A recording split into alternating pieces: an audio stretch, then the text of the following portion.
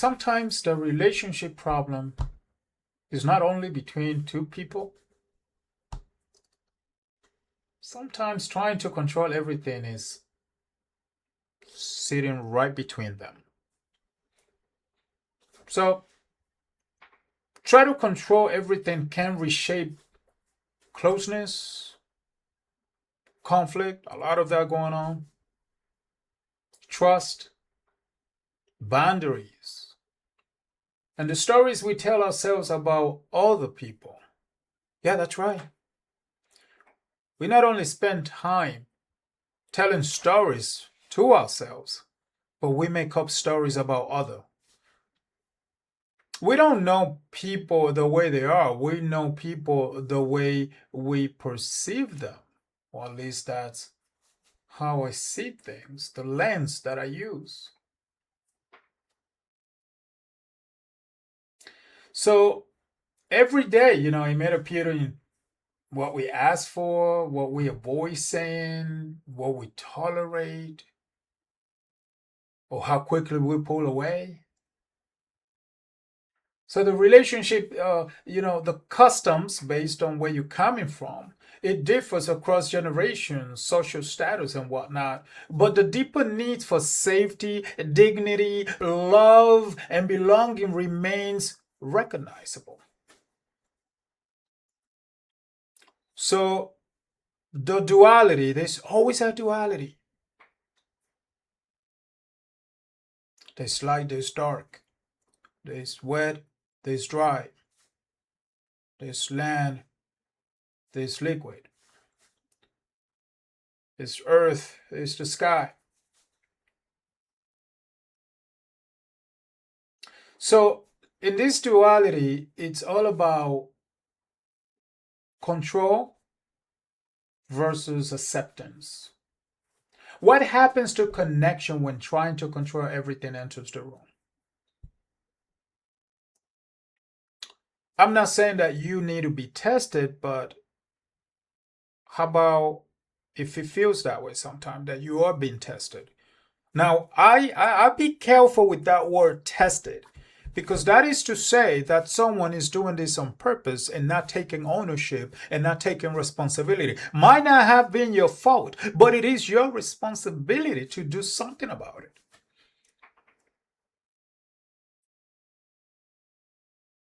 So, do you accept or do you control? The mind control, the heart accept.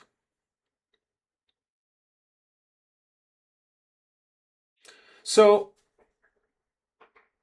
as a disclaimer, use your own discernment, take what's yours, and leave the rest. And if you resonate with this, we are here because I'm talking to you. I've been given this space to share some of my experiences and knowledge. I'm just a regular guy, just like you. But sometimes a regular guy might have extraordinary questions. And I want to bring these questions, the one that a lot of folks don't dare ask. So, in relationship, for instance, trying to control everything, maybe asking whether we can choose acceptance without making another person responsible for our entire sense of safety. Do we have a lot of us relied on that because of someone else, when in fact, me, myself, and I, you must be able to take care of yourself, because the reality is no one can think for you. No one knows how you feel unless you express it and say it. It could be a lie, it could be the truth. That's not here or there. But only you know. You know when you need to go. You know when you're tired. You know what you need to rest. So everything, it's on you. Everything is what you can do. And now I'm not blaming you. I'm not blaming. All I'm saying is accepting the fact that you could move forward if you like to. You could move backward if you would like to. They have a saying, flight or fight or just play possum. And We'll talk about it eventually, about flight and fight if you don't know about it. But this is biological uh, things that happen within ourselves with our animal instinct. I'm not calling you animal, I'm not an animal, but we're very close to it, except that we have a conscience. We have this mind telling us what to do, where to go. I call it a biological operating system, if you may. So imagine if we relied on someone else's for our sense of safety. Let's look through the lens of the Bible. 1 Corinthians 13, 4 to 5. I'm paraphrasing here. This is Paul's description of love. Love is contrasted with behavior centered on self-interest, irritability, pride, and of course keeping score, which you do, we all do. Don't know why we're keeping score, but okay. Some translation actually render part of verse 5 as love not insisting on its own way, which is another way to see it. As you can see, there's a lot of versions, so you're going to see different things like that. But whichever one, love stands on its own.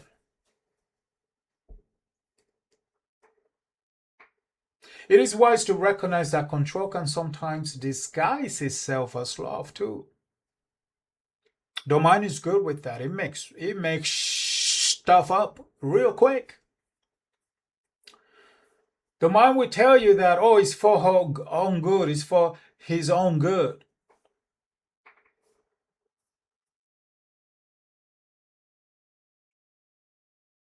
Careful with that.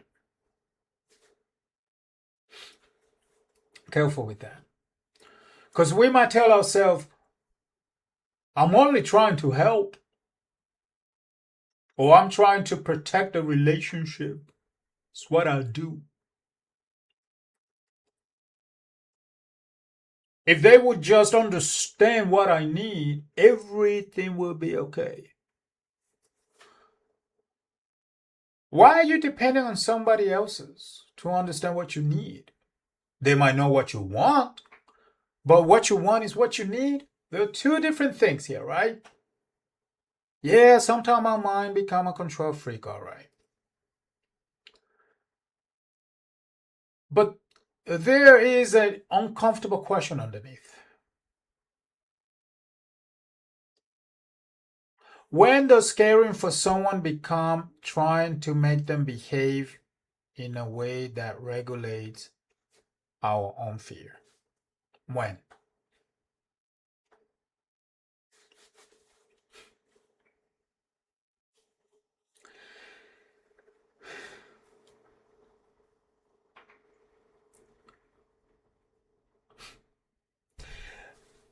Does that not mean acceptance required tolerating disrespect, abuse, betrayal, or boundary violations?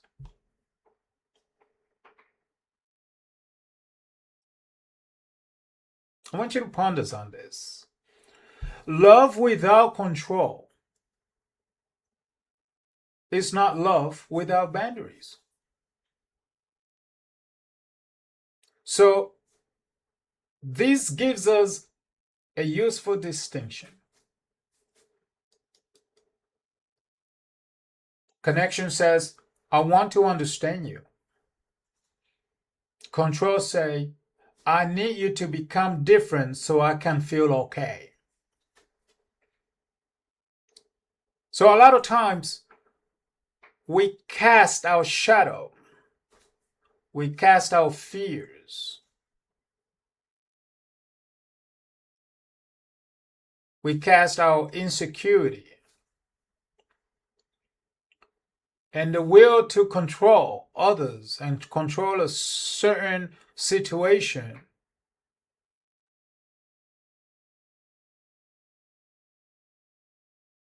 so you feel okay. So the question would be, what happens to connection when trying to control everything enters the room. When it appears, what happened to that connection? Because genuine closeness requires another person to remain a person, not become an extension of our expectations. Heck, a lot of times we like someone for the way they are, and then the minute that we go out with them, we want to change them. Good luck with that. Trying to control everything. Okay. I'd like you to ponder on this.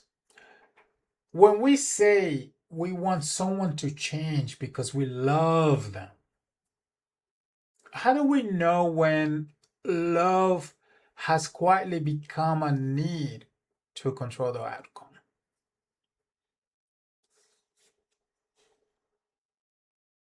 How do we know that? Through the lens of Buddhism, attachment, clinging, and the desire for things to be different. The idea here is that a central Buddhist insight is that, or the way that Buddhism is that suffering can be intensified by clinging our attachment to how people, experiences, or circumstances must be. Imagine you got that power to do that and control that, and yet you also have the power to do otherwise. I'm not saying just be quote unquote soft, as they say. I'm just saying be aware. Accepting in this methodology or framework, if you may, or lens, if you may, it does not necessarily mean approval. It means seeing what is actually happening before adding the demand that reality must immediately become something else. Sometimes what we see and what we perceive is two different things. So here we go. Here's the eternal duality again. Control versus acceptance. So relationship of any kind, brother, sister, mom, dad, siblings, friends, neighbor, co-worker, they always naturally contain uncertainty. Heck, you are uncertain yourself, myself included. But that's okay. But what we need to perhaps entertain the idea is that we cannot completely control everything. There's a lot of things that's beyond our control, like it or not. And the sooner we realize that, I like to think, the better we'll be off. Less suffering, less guilt, if you may. I have a video based on guilt on that. So some of the things that we're not able to control is, we can't control for someone to understand us, for someone to choose us. You could try. For someone to agree with us, for someone to change us, for someone to stay. We can't control if they don't want to apologize, to communicate the way we prefer. We could ask, but at the end of the day, they'll communicate the way we. Do you not think that they want the same thing from you too? Just saying, just throwing it out there, not shade.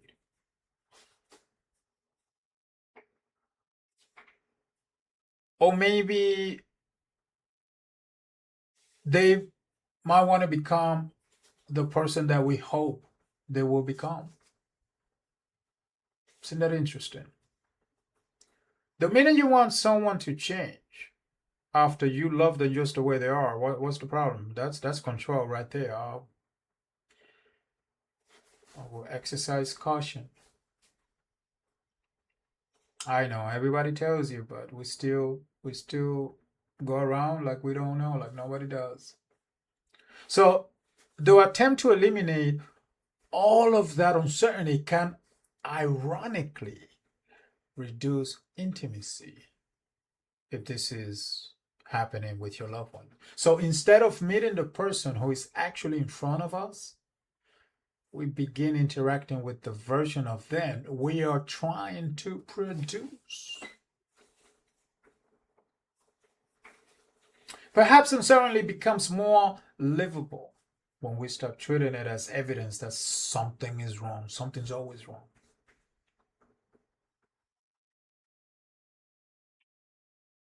The Buddhist lens raises the possibility that some relationship suffering,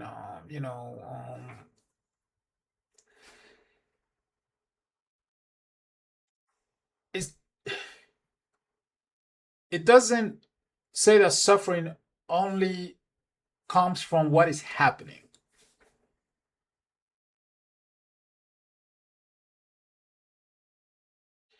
Some of it may actually come from the internal demand within ourselves, logo, the things we say, the things we believe, the things we tell ourselves.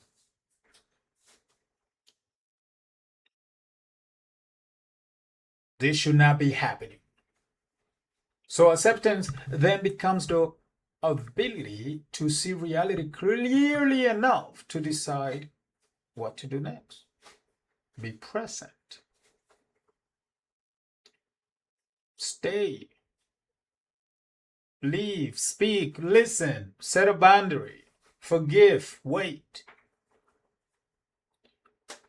Acceptance doesn't make the decision for us. He let us make the decision from reality rather than from our struggle against reality. Let us ponder on this. How much of our relationship pain comes from what another person is actually doing, and how much comes from needing them to be different before we can feel okay?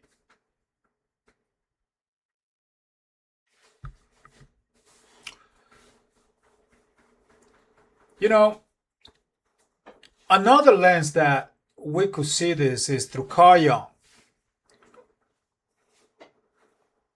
Projection describes a process in which qualities, fears, motives, or unresolved parts of ourselves may be experienced as though they exist primarily in someone else's. Sometimes we cast a mirror or project a light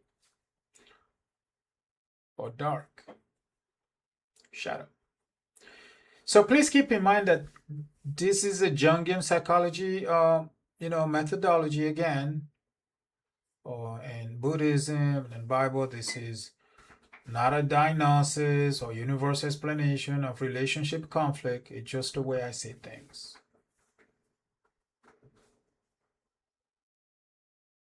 Jung here gives us something. The first two references do not, Buddhism and the Bible. Our our psychological the tensions that we have. It says that control can reshape. As they say, you could turn a new leaf. The stories we tell ourselves about other people. That is where projection becomes especially interesting. For instance, someone does not text back. The event is very simple, but the mind immediately go to work. They're losing interest. They don't respect me. They're avoiding me. They're probably talking to someone else. I knew this was going to happen. Then we begin reacting not only to the person, but to the story our fear created about the person. And then Now that we have that fear, control follows. We demand reassurance. We withdraw first. We test them. We become cold. We over explain. We monitor. We tolerate too much because losing them feels unbearable. Or we leave quickly so they cannot leave us first.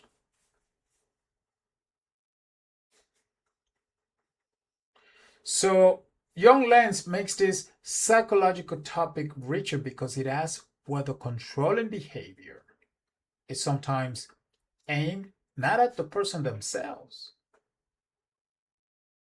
but at the meaning we have unconsciously assigned to that behavior. I like to ponder on this. When we try to control another person's behavior, are we responding to what they actually did or to the story their behavior awakened inside of us?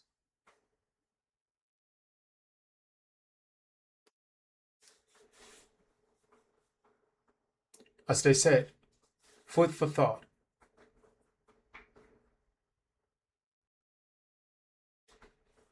So let's bring this together here. Using the biblical lens, can love remain love when we cannot control the other person? The Buddhism lens, can we accept what is happening before demanding that it become different? Carl Jung lens, are we seeing the other person clearly or through a story created by our own fears and expectations? What if control sometimes begins as an attempt to feel safe, but eventually prevent us from seeing the person, the relationship, and even ourselves more clearly? I like to ponder on this. If we stop trying to control the person, the outcome, and the story of what everything means, what might we finally be able to see about the relationship um, that control has been hiding from us? Because I don't recall right now, but principado in Spanish. But there are forces within our midst, the frequencies, there are different powers going on. And sometimes our very own upbringing hide some of it, and we don't realize what we do until it's too late. And sometimes we think we got it under control, and that's the trap. That's the trap. Who is talking? Is it love? Is it my perception of others? Is it my fear? And this is why it's important to become aware so that way we make a safe decision based off the lens that we use. So perhaps uncertainty becomes more livable when we stop treating it as evidence that something is wrong. We may not control when trying to control everything appears, but we can become more conscious of what happens next. Maybe the next conversation is less about winning and more about seeing what is actually happening. Let's ponder on that. Share your comments. I appreciate you. Thank you for being here. I'll see you on the next one.